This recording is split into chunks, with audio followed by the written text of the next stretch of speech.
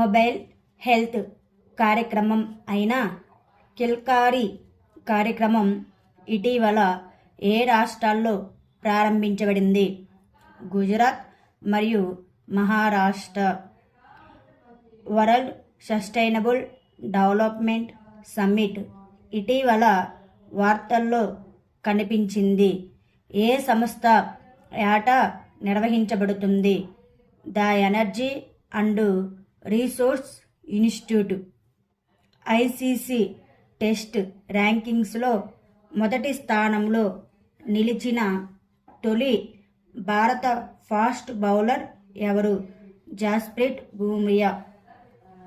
నపుంసకులకు bus ప్రయాణాన్ని ఉచితంగా చేయాలని ఏ రాష్ట్రం లేదా కేంద్రపాలిత ప్రభుత్వం ప్రకటించింది? న్యూఢిల్లీ. 6 నుండి 12వ తేదీ వరకు పాఠ్యాంశాల్లో శ్రీమద్ భగవద్గీత విలువలను చేర్చే ప్రతిపాదనను ఏ రాష్ట్ర ప్రభుత్వం ఆమోదించింది? గుజరాత్ రాష్ట్ర ప్రభుత్వం ఆమోదించింది.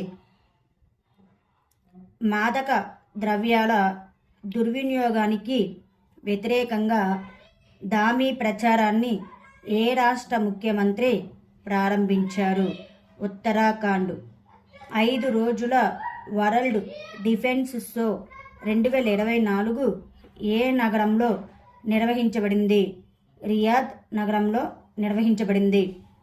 డాక్టర్ ఎంఎస్ స్వామినాథన్కు భారతరత్న అవార్డు ఇవ్వబడుతుంది.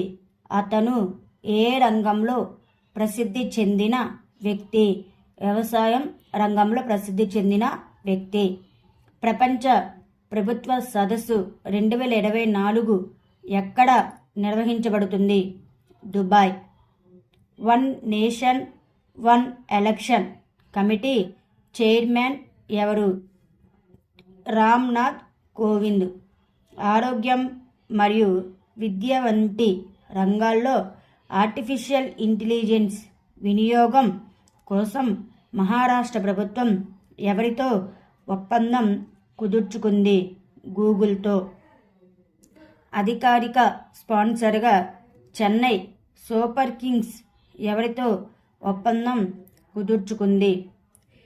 Etihad airways. Wildlife photographer of the year people's choice award 2023ని ఎవరు అందుకున్నారు? నీమా సైకాని. భారతీయ పౌరులకు వీసా రహిత ప్రయాణాన్ని ఏ దేశం ప్రకటించింది? ఇరాన్ దేశం.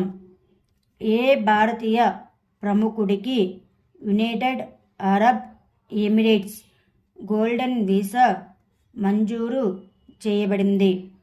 Anand Kumar. Thank you students. Please like మరియు సబ్స్క్రైబ్ చేయగలరు.